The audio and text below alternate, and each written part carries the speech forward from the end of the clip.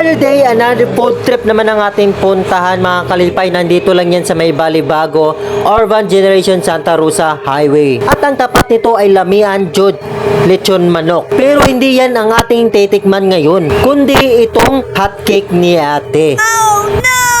Panibagong araw, panibagong negosyo naman ang ating puntahan. Sa mga naghahanap ng hotcake dyan at paboritong hotcake, at dito na yan sa murang hotcake ni ate. Sa 5 pesos mo, makakabili ka na ng hotcake.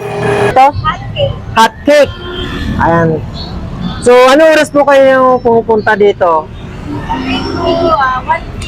Alauna ng hapon. Alauna ng hapon. Bakit kinakapunta dito?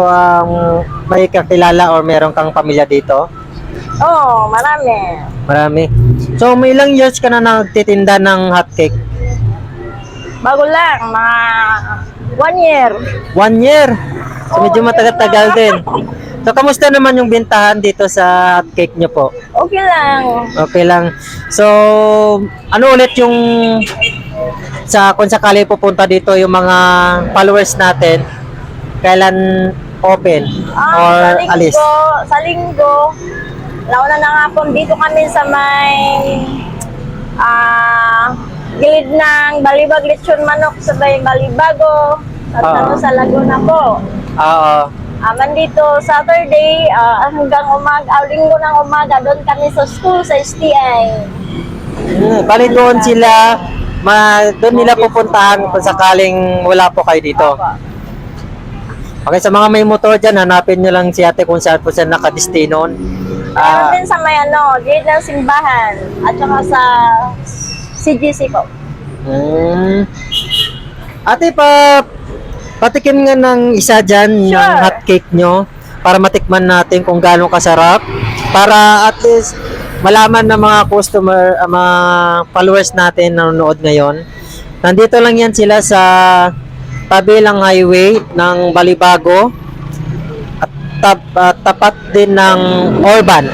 Masarap to, boss. Okay, tapat ng Urban, dito sila nakadestino. Dito sila nakapwesto. Yan. Yan ang hotcake. Na ano po yung yelo? Margarine. At saka maasukal. Margarine, ito. Margarine saka asukal ang nilagay dito. Yes po. Ay, magkano naman ito pag isa? 5 pesos po. Magkano? 5 piso isa. 5 piso isa. Okay, sa 5 piso mo, dami mo na mabili. Oh. Sa 20 pesos mo, may apat ka ng hot cake. So, ito palang ginagawa process, yung paggawa ng hot cake. So, ano mo pa si kuya? Asawa niyo po? Yes po. Asawa. Bisaya ka din kuya? Bisaya. Mao. Bisaya. Oh, proud of Bisaya di ay tano. Nakasabot ko Bisaya pero dili ko Bisaya ha. Ilonggo ko. So, eto sa 5 pesos na to, sulit na to. May pang merenda, no? Pang merenda to sa mga dumadaan dito sa highway. Actually, marami dito mga tao sa Balibago. Bungad lang kasi to. Okay, so, simulan na natin at subukan na natin matikman itong kanyang hotcake. Ate, masarap ba to? Masarap yan. Masarap ba to? Okay, masarap itong hotcake na pag hindi masarap. Okay, simulan na natin at matikman na natin itong hotcake ni ate.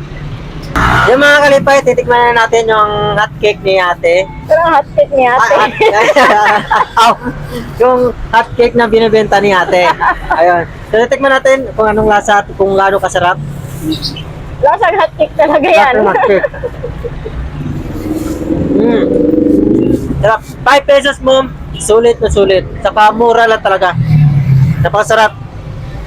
Unang tikim mo palang malasan mo yung yung asukal. Saka yung star margarine. Simple lang pagkagawa nito.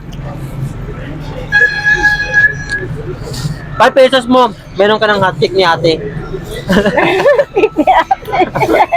Basta malasa. Itong hotcake ay nakakaubo sila ng 100 pesos sa isang araw. Bukod sa masarap, napakamura pa. Sa hindi nakakaalam at ito yung process na paggawa ng hotcake at makagawa yan ng 10 o 8 hotcake. Ganito pala ang paggawa ng hotcake. Para maging kasya ang 8 o 9 na hotcake ay inuuna ni Kuya ilalagay sa gitna. Bago niya ilalagay sa mga gilid para maging kasya ang 8 or 9 na hotcake. Pagka nalagay yan lahat ay automatic luto na yan. Mga 5 minutes ay pwede na ibebenta. Siyam na piraso.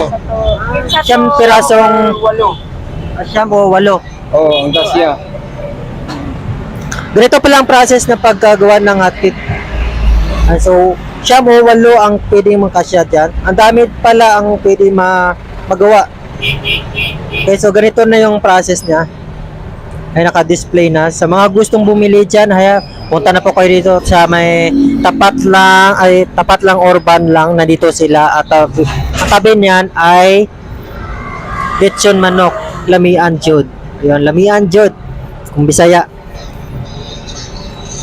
Ganito ang process na paggawa ng hotcake. 5 pesos lang bawat isa dyan, sulit na sulit. Para sa mga natitipid or sa mga gustong magmerenda ng hotcake at yung mga mahilig sa hotcake, nandito lang yan sila. So, hapon yan, every hapon. Kaya. So, 8.